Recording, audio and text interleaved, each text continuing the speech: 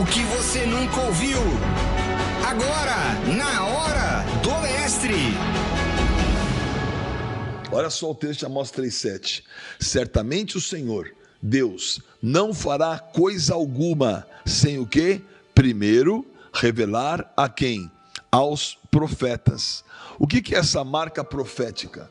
É a marca de que as coisas na sua vida, elas não vão ficar sem uma direção. Segredos são confissões, confissões de uma aliança, que não devem ser abertos fora dela. A aliança pressupõe segredos. Se você está abrindo os segredos de uma aliança, você está desfazendo a aliança. Então a pessoa fala assim: ai, na minha vida tudo é aberto. Não, tudo é aberto, mas nem tudo é para todos. A luz está sobre todos, mas nem todos reagem igual à luz. Alguns fecham os olhos, fecham a porta de novo, outros querem se expor, tomar vitamina D e um banho de sol, outros estão olhando a claridade. Não, você não tem que olhar para o sol, você tem que olhar para aquilo que ele ilumina, Aprenda com Aldo, certo? Você não está olhando o foco, você está olhando o objeto que ele ilumina. E nessa marca de iluminação, aí, Jetro, nessa marca de iluminação, você está discernindo aquilo que está acontecendo. Então, olha o que ele fala, Isaías 48,16. Chegai-vos a mim e ouvi isso. Não falei em segredo desde o princípio. Olha, desde o princípio, segredo. Desde o tempo em que isso vem acontecendo, tenho estado lá. Agora, o Senhor Deus me enviou a mim e o seu Espírito. O que Isaías está falando aqui em 48,16?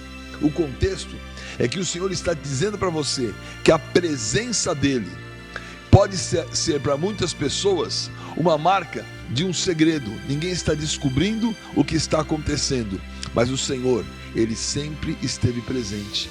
Ele está presente em momentos que você imagina que não tem ninguém vendo.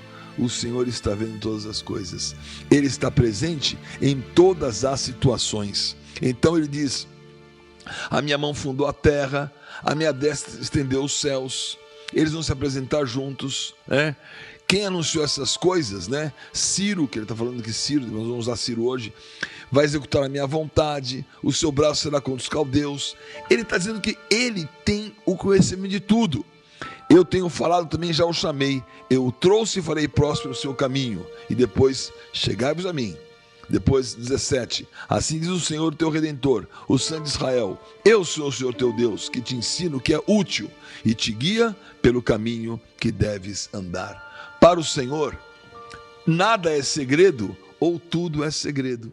Porque você que tem uma aliança com Ele, sabe que o que Ele quer revelar a você está dentro desta aliança. Então, quando você recebe do Senhor a aliança, guarda essa aliança, guarde os seus segredos. Você com o Senhor, não dê pérolas aos porcos, não tente a fazer carnais entenderem coisas espirituais, não pronuncie aquilo que é inefável às pessoas que não têm nenhuma experiência. E cuidado com as crianças, que elas cresçam para poder receber com maturidade aquilo que é o seu conteúdo. Então, a história de Ezequias. Ezequias recebeu 15 anos a mais de vida. Ele reverteu uma sentença de morte. Por quê? Porque havia um segredo profético nisso. Isaías vai até lá e diz: põe a tua casa em ordem, porque você vai ser levado. A casa dele não estava em ordem. O que é a desordem de uma casa? Quando as coisas estão fora de lugar. E o que estava fora de lugar na vida de Ezequias? O segredo estava exposto. Então, colocar as coisas no lugar é dizer: olha, Deus está dizendo, está fora do lugar. O que esse quilo de ouro está fazendo aqui na mesa da cozinha? O quilo de ouro você está botando no cofre. O que essa situação, o que essa fralda está fazendo aqui em cima da mesa? A fralda vai ter que colocar no trocador ou no lixo quando usada. O que está fora de lugar na tua vida? O segredo do Senhor vai te orientar a guardar todas as coisas no seu lugar. E Ezequias recebeu aqueles 15 anos a mais. Isaías falou: põe em casa em ordem, vai morrer. Aí ele clamou ao Senhor. E Isaías estava no tráfico ali de Jerusalém, volta lá. Volta e fala a Ezequias, príncipe do meu povo. Assim diz o Senhor, Deus de Davi, teu pai. Ezequias não era filho de Davi, mas ele era na trajetória. Ele era nessa multimensão, né? Havia uma separação aí de quase 300 anos entre Ezequias e Davi, mas ele era filho, porque ele estava naquela continuidade do Espírito. Ouvi a tua oração, vi as tuas lágrimas, eis que te curarei. Ao terceiro dia subirás à casa do Senhor. Quer botar a casa em ordem? Ande na ressurreição da casa do Senhor. Ele diz: acrescentarei aos teus dias 15 anos, das mãos do rei da Síria te livrarei, a ti esta cidade, defenderei esta cidade por amor de mim e por amor de Davi meu servo. Então estava dizendo, você vai ter 15 anos e eu vou te passar por uma prova. Ele passou por uma tremenda prova, que foi vencer Senaqueribe, rei da Síria. Mas o Senhor deu a ele aquele tempo para ele poder resistir. Para quê? Para que Senaqueribe, que era da Síria, não tocasse nos tesouros. Ele teve sucesso, impedindo que Senaqueribe, rei da Síria, tocasse no tesouro. Entretanto, ele não utilizou esse segredo. E o que aconteceu? Ele abriu os seus tesouros para quem? Ele abriu os seus tesouros, né? Ele abre os seus tesouros para o rei da Babilônia. A Síria e a Babilônia foram os dois grandes enfrentamentos de cativeiro do povo de Israel. E Ezequias venceu a Assíria e podia vencer a Babilônia. Só que ele resiste à Síria, não deixa Senaqueribe tocar nos segredos e vai para a Babilônia, quando parecia que não era guerra. Sabe o que é a guerra que você perde? Aquela que você não classifica. Você está chamando de recreio e é guerra, morreu todo mundo. Está chamando de amizade e é guerra, abrir o seu segredo. Esteja em constante disposição e posição de guardar o seu segredo, de defender o que você crê. Não abra guarda quando você menos espera. Aquilo que você tanto resistiu em Senaqueribe, você acaba abrindo para a Babilônia. Aí chega Isaías e fala assim: Ezequias, que viram na tua casa? Quem são esses que vieram aqui? Viram tudo quanto há em minha casa. Coisa nenhuma há nos meus tesouros que eu não lhe mostrasse. Meu Deus. Ele vai defender de Senaqueribe de maneira brilhante. Não entrará nessa porta, não jogará a tranqueira, a flecha não vai entrar, o escudo não vai entrar. E ele venceu Senaqueribe. Aí vem outro com outra roupagem, né? Veio o Baladã lá, Meroque Baladã, e falou assim: você estava doente, está aqui, vou te visitar aí. E mostrou tudo. Olha que o inimigo, o que ele não consegue com força, ele consegue com sutileza. O que ele não consegue no dia que você está vigilante, ele tem no dia que você dormiu. Segredos têm que ser guardados com vigilância. Cuidado com quem você recebe. Cuidado quem vem a você, com qual motivação vem a você. Sem esse discernimento, segredos são abertos. E aquilo que você lutou para resistir, você acaba entregando, como se fala até no basquete, de bandeja. Então disse Isaías a Ezequias: ouve a palavra do Senhor, eis que virão dias em que tudo quanto houver em tua casa, com quem tesouraram os teus pais até o dia de hoje, será levado para a Babilônia, não ficará coisa alguma, disse o Senhor. Mas por que um negócio tão pesado? Porque ele não resistiu no dia da guerra. Ele não guardou o segredo.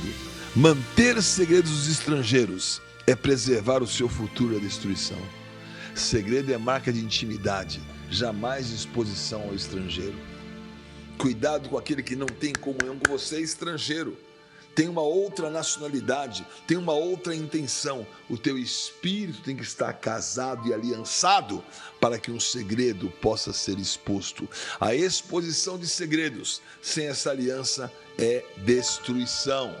Foi o que viveu, infelizmente, Ezequias. E ele diz, o Senhor fala para ele, pelo de Isaías: dos teus próprios filhos que tu gerares, tomarão para que sejam eunucos no palácio do rei da Babilônia. Ele abriu o tesouro, destruiu o futuro. E o que aconteceu? No ano 586, não existia mais Ezequias, entrou ali Nabucodonosor e levou os tesouros para a Babilônia, conforme a palavra de Isaías. Então você tem Davi, mais ou menos no ano 1000 a.C., Isaías, mais ou menos no ano 700, 300 anos depois de Davi. Ele era filho de Davi, espiritualmente. E depois você tem, no ano 586, a invasão da Babilônia, depois de mais ou menos 150 anos dessa palavra. Então vem essa condição e arranca ali os tesouros. Porque o modo como abrimos a nossa conquista e intimidade podem custar o nosso futuro. Como o poder do segredo é uma coisa incrível. Olha, eu abri segredos e tesouros para quem não devia. Sofri. Hoje, por que eu sofri? Porque os porcos vêm e pisam. Porque os carnais não entendem e atacam. Porque quem não teve uma experiência não vai conseguir acompanhar. E crianças precisam crescer. O que eu acredito? Que as crianças vão crescer. E um dia vão descobrir, por aquilo que está registrado, o que efetivamente pode ser dado a eles como tesouro. Temos 3.000 vídeos de revelação. Algum dia vão descobrir. Porque o Senhor tem isso. Ele esconde e alguém revela. Deixa que a revelação do Senhor, daquilo que foi dado como parte, seja nesse registro, e que o Senhor te dê a alegria de descobrir a revelação. Mas não abra os seus tesouros para os estrangeiros. Não tenha na sua vida um sentimento que não, eu hoje guardo muito mais tesouro e continuo cada vez mais rico, né? Eis que virão dias em que tudo quanto houver em tua casa, com que entesourar os teus pais até o dia de hoje, será levado para a Babilônia, não ficará coisa alguma, diz o Senhor. O mesmo texto de 39 está ali em 2 Reis 20. E Ezequias, ele tinha revertido os ciclos da morte de Acás. O que ele tem aberto? As portas do templo. Olha que coisa incrível. Ele ficou marcado. Acás, o pai de Ezequias, era um demônio. E Ezequias, ele se posicionou para obter coisas maravilhosas do Senhor. No primeiro ano do seu reinado, no primeiro mês, abriu as portas da casa do Senhor e as reparou. Então ele que abriu as portas do Senhor, depois de muitos anos do templo, Acás fez malignidades, colocou ídolos, colocou malignidade, ofereceu seus filhos a Moloque. Ezequias escapou dessa. Acás foi um dos piores reis de Israel em relação à malignidade e feitiçarias. Mas Ezequias, que o Senhor usou para abrir as portas do templo, se tornou o quê? Vulnerável, por abrir tesouros pela sua própria vaidade. A vaidade de você mostrar que tem, que sabe, que pode, quer ser reconhecido, tudo isso não vale a pena. Sabe quem ensinou de vaidade? O homem que tinha tudo, Salomão. Falou, é vaidade. Comprou, vendeu, conquistou, falou, admirou, fez de tudo. Vaidade não é isso. É melhor o segredo. É melhor a não exposição. É melhor deixar o Senhor operar coisas na sua vida. Babilônia é uma mistura pela confusão e é uma confusão pela mistura. Cuidado com a mistura e com a confusão. Quando misturou, confundiu. Quando confundiu, misturou. Discernimento é uma medida de excelência que o Senhor quer nos ensinar, que o Senhor quer nos fazer viver. E eu quero você vivendo à medida dessa excelência. O que aconteceu? Eles foram até Jerusalém. Todos os homens valentes, até 7.000. Todos os artífices ferreiros, até 1.000.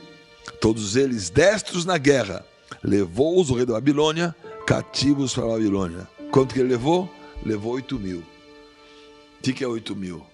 8 é um novo ciclo. Então, os segredos de quem? Quem é valente? E quem é artífice? Quem é ferreiro? Todos eles têm segredos. Vai fazer a obra de um ferreiro. O ferreiro vai lá e faz. Se não faz, você não tem um segredo. Em toda habilidade há um segredo. Esse segredo é Deus que colocou.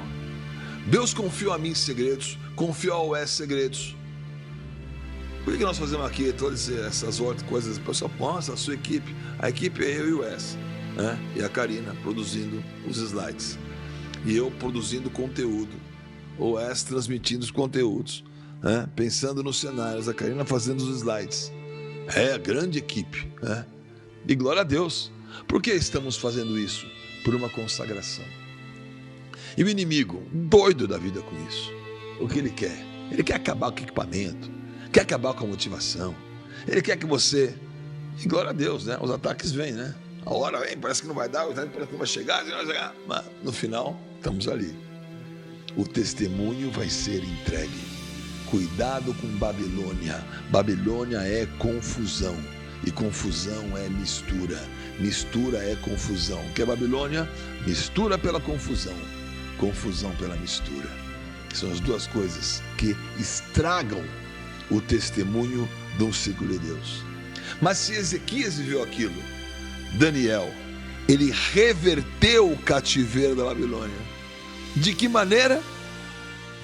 Deus faz com que se levante Ciro. E Ciro, como persa, é chamado de ungido de Deus. Que coisa impressionante. Daniel sobrevive na Babilônia a Nabucodonosor, a Belsazar, a Ciro e a Dario. A Babilônia, a Média e a Pérsia. Os 4 reis passam, 2 babilônicos, um da Média e um da Pérsia. E o que acontece? Daniel prevalece. Como? Segredos. Olha como a Bíblia é incrível. Ciro recebeu um segredo. Qual o segredo? Ele foi ungido pelo Senhor. Ué, mas ele era de que igreja? Mas ele era pastor para ser ungido bispo? O Senhor ungiu a Ciro pela sua escolha. Assim diz o Senhor ao seu ungido a Ciro, a quem toma pela mão direita, para abater as nações diante da sua face, para descingir os lombos dos reis, para abrir diante deles, portas que não se fecharão. Dar-te-ei tesouros escondidos, riquezas encobertas, para que saibas que eu sou o Senhor, o seu Deus, Deus de Israel, que te chama pelo teu nome. Tesouros escondidos, riquezas encobertas. Ciro recebeu isso. Qual foi o tesouro, a riqueza que ele recebeu? O segredo na vida dele foi ser o quê? Desperto em seu espírito e tomar o seu chamado como prioridade diante dos desafios. Qual é o grande segredo? Reaja à visitação de Deus. Quero o segredo maior para a tua vida sempre dar certo. Deus te quebrantou, se quebrante. Deus te despertou, você acorda. Deus te proibiu, você não avança. Deus te liberou, você corre. Fique atento ao mover do Senhor. No primeiro ano de Ciro, está igual lá Ezequias. No primeiro ano de Ciro, rei da Pérsia, para que se cumprisse a palavra do Senhor por boca de Jeremias, que morreu no calabouço, que morreu sem ver nada, que morreu criticado pelos reis de Israel e de Judá.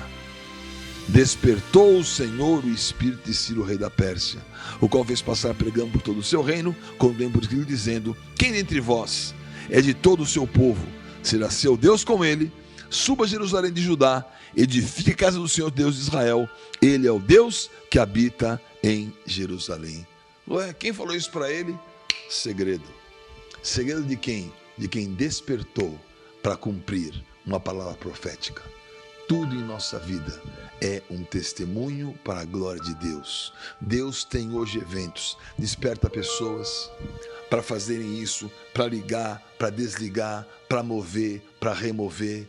O Senhor tem sobre a sua vida e sobre a sua mão um poder inabalável, inigualável, para que coisas poderosas sejam realizadas por Ele, nele e para Ele, pelos séculos dos séculos. E o que nós precisamos? Sensibilidade ao Senhor. E finalmente, Daniel, ele abre segredos que o rei da Babilônia, Nabucodonosor, não imaginava possível conhecer.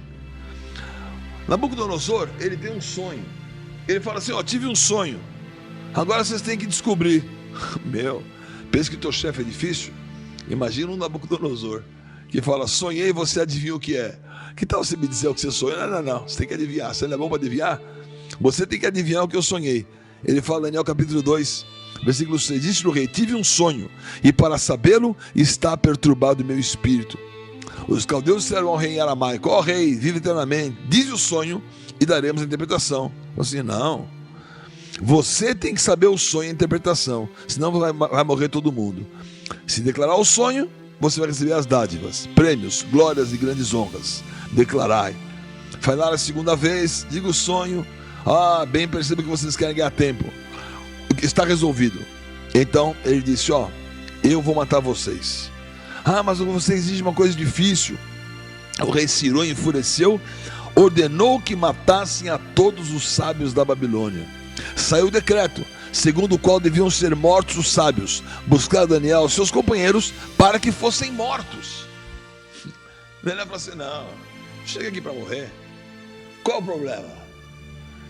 Você tá na coisa, Deus não existe mesmo, hein? Eu tô mesmo azarado, né? Saiu de lá, venham pra cá, não dá, a vida é isso. Quantos reclamam? Quantos não percebem o desafio do segredo que se lhe apresenta? Daniel falou assim, me dá um tempo, eu vou revelar a interpretação. Ele comprou a briga de um segredo. O segredo aberto por Ezequias levou Daniel para a Babilônia, mas o segredo que o rei da Babilônia não sabia fez Daniel ser honrado e depois em Ciro voltar para Jerusalém. Deus é um Deus de segredos. Deus é um Deus de ciclos incríveis. Olha o ciclo do segredo, do que abriu Ezequias no templo, do que abriu Ciro no templo, do que abriu Ezequias infelizmente aos tesouros, do que Daniel abriu aos segredos de Nabucodonosor.